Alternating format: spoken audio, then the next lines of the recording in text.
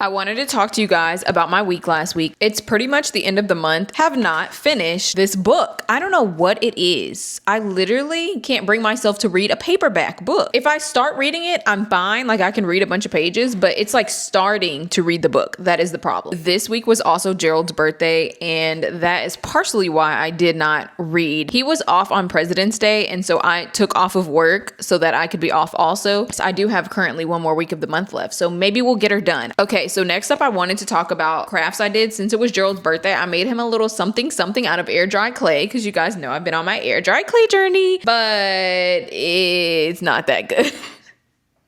I feel like every time I come on here, I'm telling about a craft that I'm failing at. I'm like, I did this craft, but I failed. I'm gonna show you guys. It doesn't have its glaze yet, so I made him this little tray. It was supposed to be a heart-shaped tray, and the heart was too hard to do, so I made a circle. That's the only craft I made. So that's my little craft update. I always think crafts are gonna be easier than they really are. Over the weekend, it was obviously Valentine's Day, so we kind of hung out and went and shopped. We never really celebrated Valentine's Day because we started dating at the beginning of February, like February 8th, and then his birthday's on the 18th. So if we would have celebrated Valentine's Day, it was like our dating anniversary, and then Valentine's Day, and then his birthday. And it was just too many monetary things for kids in college, so we never celebrated Valentine's Day. We went shopping for the weekend because I've been trying to redo my wardrobe. I got a few things. We went to an outlet mall on one day, and then the next day we went back. I actually had a humongous headache, so we only went to the mall like halfway in the day, and I still had a headache, and it only went away literally right when I started shopping. So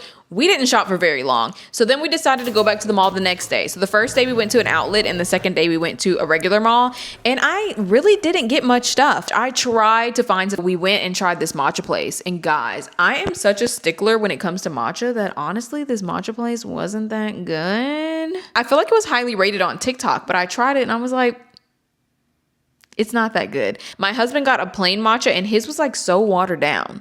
I got one that luckily had flavor in it. Pistachio flavored matcha, they like specialize in that.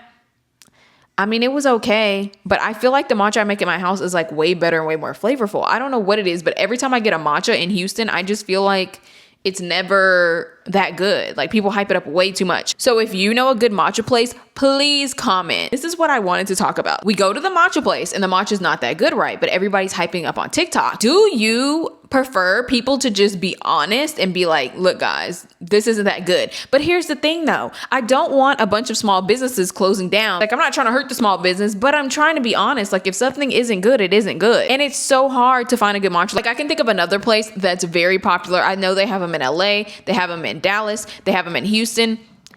And people love this place, and I'm like, the matcha's not that good. If I don't like their matcha, I'll usually get the chai. And I don't like coffee. I'm doing coffee exposure therapy, but I'm still working on it. I have not found a coffee that I just like love yet, but we're working on coffee exposure therapy. Since it's the end of the month, I also wanted to talk about some of the products that I've been loving this month. It's not even really products, it's more like a specific brand. So I've really been loving Prequel products lately. I have their glycerin cleanser barrier repair cream. What is it? I think it's a urea cream. And I'm somebody that when I'm using a product, I'm going to use it down. Like I'm going to keep repurchasing it. I'll try stuff here and there, but if it's going to be part of my staple, like it takes a lot to become something I'm going to use and buy over and over and over again. And guys, I still have not finished my vision board.